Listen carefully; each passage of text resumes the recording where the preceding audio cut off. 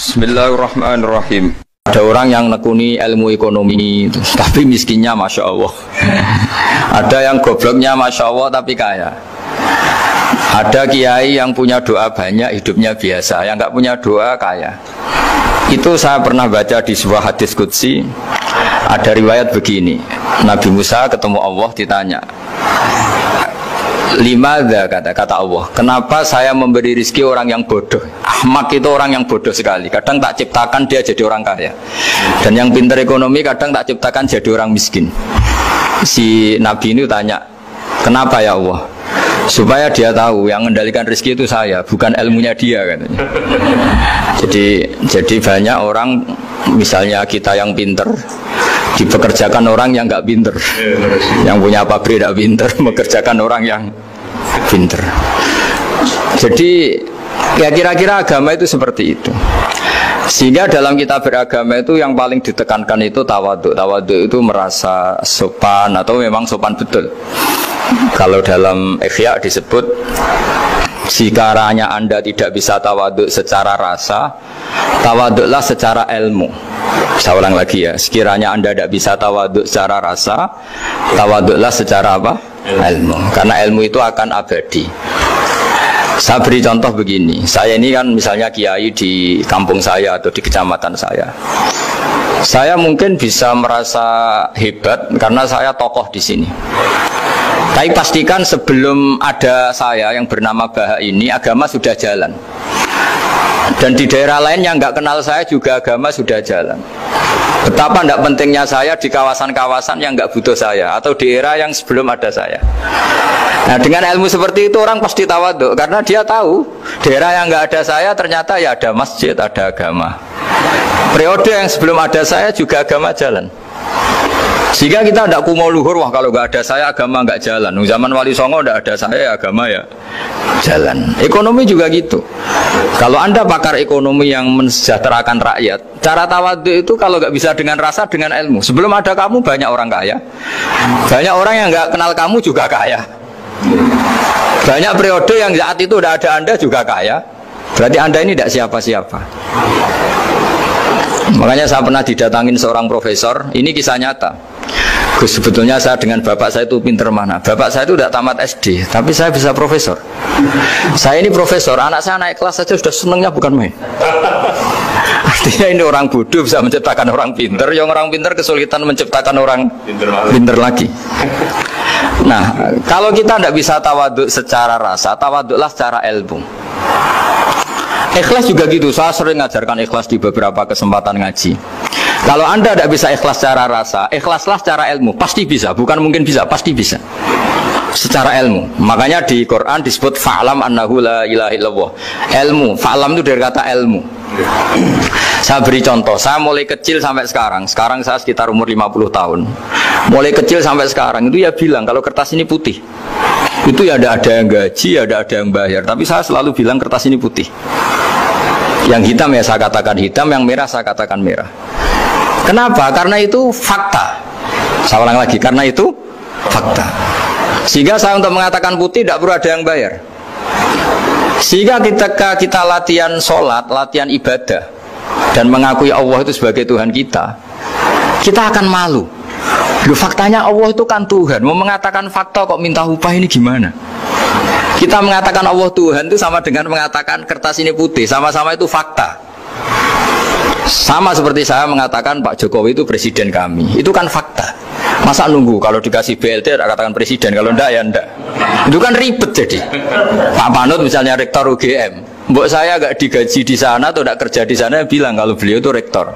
Pak Ganjar gubernur Jawa Tengah, mbok saya dikenal apa enggak ya beliau tetap gubernur. Lama sekali kita mengatakan fakta itu ikhlas. Ikhlas itu artinya enggak minta apa-apa, karena kita ingin ngomong sesuai fakta. Nah, Allah Tuhan itu fakta gitu. Nah, kenapa untuk mengatakan Allah Tuhan nunggu? Bah, saya ini Tuhan kamu.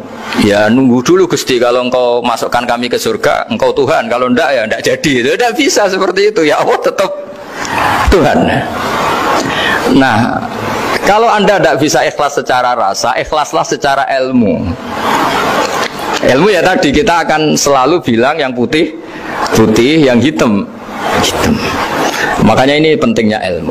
Tawaduk juga gitu. Kalau Anda ditakdir orang yang GR, yang gede rumongso, ditakdir orang yang kumo luhur, secara rasa bisa dilawan secara ilmu.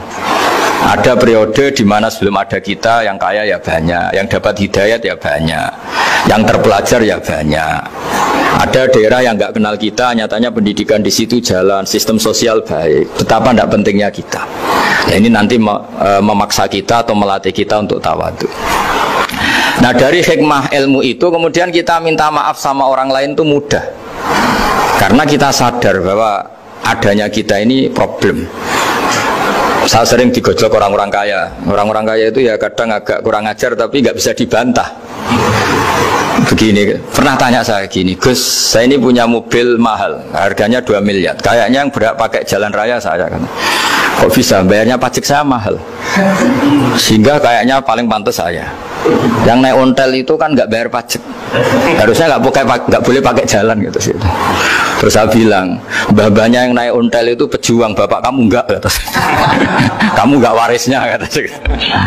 Artinya ada teori dalam kitab hikam itu kitab tasawuf dalam pesantren. Itu kebaikan saja di soal. Misalnya begini, kita ini bangga sebagai urip yang tertib, hidup yang tertib di kantor, di tempat-tempat pekerjaan. Tapi kalau itu semua terjadi, kalau ada kecelakaan di jalan itu nggak ada yang nolong langsung. SAR paling efektif, tim penolong paling efektif itu ya orang-orang nganggur itu. Orang-orang yang di jalan-jalan, di perapatan itu kalau ada kecelakaan langsung nolong. Itu nanti ambulan itu yang kedua, ketiga, yang nolong pertama ya orang-orang yang nganggur-nganggur di jalan itu. Ada orang tersesat nolong. Maka ketika seorang sahabat tanya, ya Rasulullah, kalau engkau melarang kita jagongan di jalan, itu kita tidak bisa.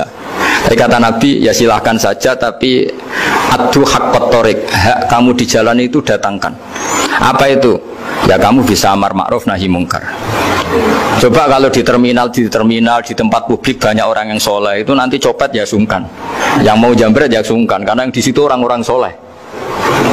Nanti yang nggak sholat juga sungkan, karena yang di situ banyak yang sholat. Jadi kenyamanan orang pergi jauh di tempat-tempat sepi itu ya barokahnya orang-orang nganggur terus ngaji, wah nengkono masih rame, ada orang yang di perapatan, di pertigaan. Bayangkan kalau ini orang-orang soleh, pasti itu nyaman karena wilayah publik dihuni orang-orang yang soleh. Tapi orang pasti bilang itu nggak tertib. Kita inginnya hidup ya tertib di kantor atau yang suka di masjid, di masjid. Tapi kalau itu terjadi, itu nggak ada tim SAR gratis yang setiap saat kalau ada orang kecelakaan nolong. Makanya dalam makalah hikam itu paling masyhur diantaranya itu manusia itu siapa? Manusia itu mangkanat mahasinuhu masawiyah, fakih falatakun masawihi masawiyah. Manusia itu orang yang saat baik saja ada salahnya, apalagi pas salah.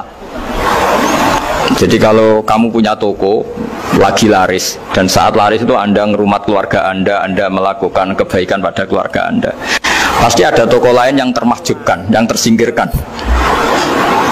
Makanya saya pernah diskusi sama kiai besar, guyonan sama saya. Kita kalau kiai besar sebaiknya kalau diundang di musala kecil datang apa enggak? Kata kiai yang satu, jangan datang Gus, itu jatahnya kiai kecil. Terus kata yang satu, datang Gus sebagai bukti tawaduk bahwa kita kiai besar pun mau diundang yang kecil. Akhirnya kita ini ya kadang datang kadang enggak, karena kadang kita enggak datang supaya jatah rezeki kiai kecil enggak terambil. Kadang ya mau datang supaya dikira tawaduk. Makanya kalau seorang profesor sering terubah di bawah itu ya kasihan yang S1, SPDI itu kan nanti enggak jadi bintang kalau profesornya sering turun. Kalah terus itu. Jadi kadang-kadang itu orang itu harus berpikir secara ilmu, jangan rasa terus.